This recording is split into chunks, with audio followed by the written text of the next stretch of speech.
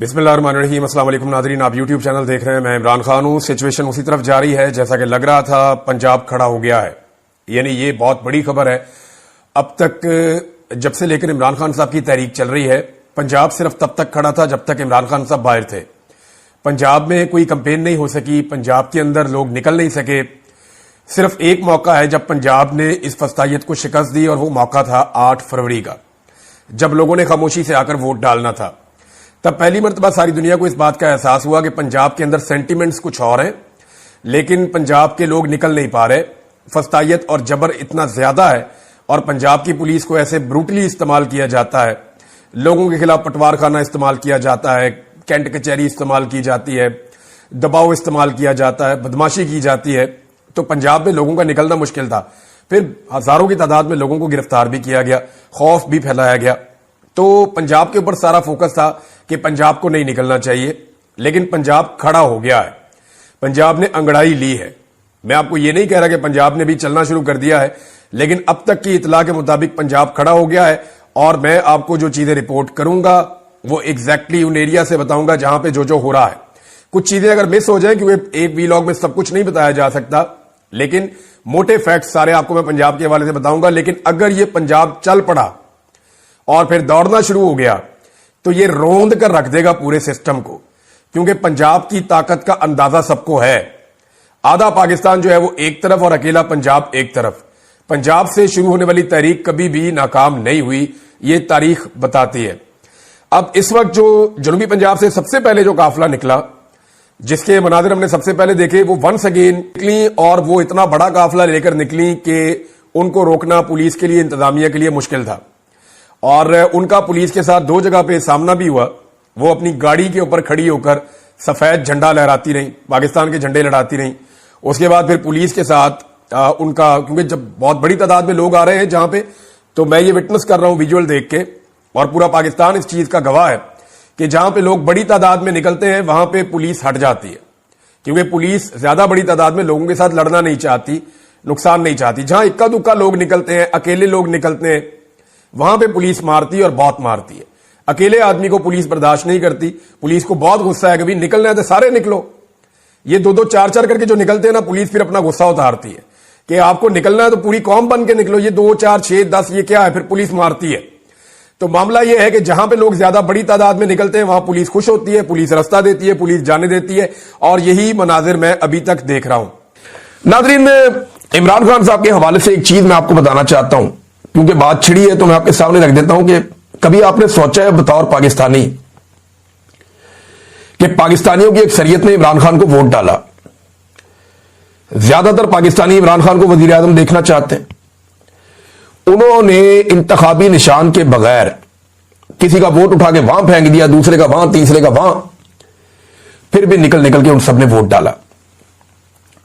इमरान खान साहब को 2/3 अक्सरियत लोगों ने दिलवाई, लेकिन पूरी अवाम ने जिसके साथ खड़े होकर दिखाया, पाकिस्तान के सरकारी मुलाजिमीन की जुर्रत आप चेक करें कि अवाम की मर्जी और मंशा के खिलाफ 2.25 साल हो गए, ना आप उस आदमी को सुन पाते हैं ना देख पाते हैं।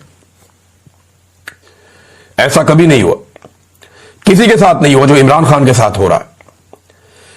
कुलभूषण यादव की भी वीडियो आ जाती है अपनी फैमिली से मुलाकातों की, इमरान खान की नहीं आती। यह बात आप जहन में रखें।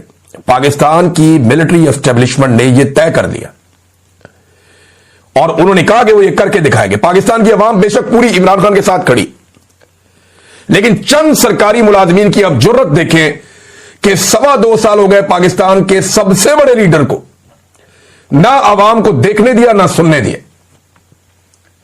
ना उसकी वीडियो बाहर आती है, ना उसकी ऑडियो बाहर आती है, और ना वो पब्लिक के सामने लाया जाता है। यह है जिद। इसको कहते हैं जुल्म, इसको कहते हैं जबर और जमहूरियत का कत्ल जो पाकिस्तान में हो रहा है। और पाकिस्तानी अवाम की आप बेबसी देखिए। लेकिन कब तक ये खेल, यानी तारीख याद रखेगी ना, तारीख याद रखेगी, एक एक बच्चा याद रखेगा। आज स्कूलों के बच्चे, कॉलेजेस के बच्चे, वो सारे इमरान खान को फॉलो करते हैं। ये याद रखेंगे कि पाकिस्तान की मिलिट्री एस्टेब्लिशमेंट ने पाकिस्तान के सबसे मकबूल लीडर के साथ क्या किया था। آپ 50 سال بعد بھی اس داغ کو نہیں دھو پائیں گے. بھٹو عمران خان کی نسبت بہت کم مقبول آدمی تھا. آج تک آپ وہ زخم چاٹ رہے ہیں جو بھٹو آپ کو دے گیا ہے. سوچیں اگر عمران خان کو کچھ ہوا تو تاریخ میں کیا لکھا جائے گا. لوگ صرف یہ نہیں کہیں گے کہ اس وقت کون آرمی چیف تھا اور کون ڈی جی آئی صحیح تھا. نہیں, پورے کے پورے نظام کے اوپر داغ لگے گا. ملٹری اسٹیبلشمنٹ زخم چاٹتی رہے گی لمبے عرصے تک, عوام معاف نہیں کریں گے. یہ میں آج وارن کر رہا ہوں اور یہ ہوگا. اور جب جب یہ ہوگا میں یاد دلاؤں گا, میں نے پہلے کہا تھا, کیونکہ میں نے آپ کو 3 سال پہلے کہا تھا کہ آپ کو پہلی مرتبہ ٹکر کے لوگ ملے, بعد آ جاؤ, یہ حرکت نہ کرنا. اس سے بھی 2 سال پہلے میں نے کہا تھا 2020 میں کہ عمران خان آپ سے پوچھے گا نہیں کہ مجھے کیوں نکالا, وہ آپ کو بتائے گا کہ مجھے کیوں نکالا. وہ happy birthday to you نہیں کہے گا, وہ آپ کے گلے پڑ جائے گا. یہ تجربہ مت کیجئے گا. 2020 میں نے کہا تھا. آج 5 سال ہو گئے, اس بات کو ثابت ہو رہی ہے نا.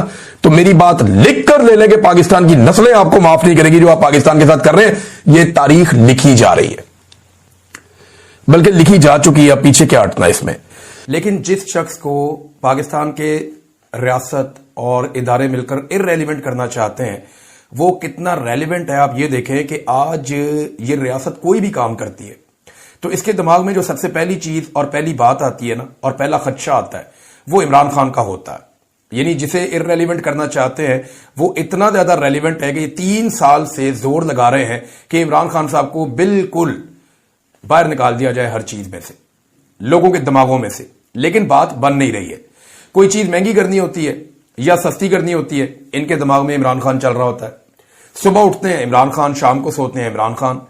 ملک سے باہر جاتے ہیں عمران خان, ملک میں واپس آتے ہیں عمران خان. قانون سازی کرتے ہیں عمران خان. اس حکومت نے گزشتہ 3 سالوں میں لگ بھگ 1 درجن کے قریب یا اس سے زیادہ ایسے قوانین بنائے ہیں یا پاس کیے ہیں جو عمران خان ریلیٹڈ ہے. یعنی یہ آئے تو انہوں نے NRO 2 کیا, عمران خان کی وجہ سے اس قانون کو ادھر کر دو, اس کو ادھر کر دو, یہ والا قانون ایسے پاس کر دیتے ہیں, یہاں سے عمران خان کو پھنسا لیتے ہیں, الیکشن کمیشن کے ساتھ یہ کر دیتے ہیں, عدالت کے ساتھ یہ کر دیتے ہیں, جوڈیشری کو یوں کر دیتے ہیں, بیوروکریسی کو یہ کر دیتے ہیں, ہم احتجاج کے خلاف یہ والا قانون لے آتے ہیں. 1 درجن سے زیادہ ایسے قوانین میں آپ کو ابھی گنوا سکتا ہوں جو ہمارے ایوانوں کے اندر پاس ہوئے ہیں, اور وہ قوانین عمران خان اسپیسیفک ہیں.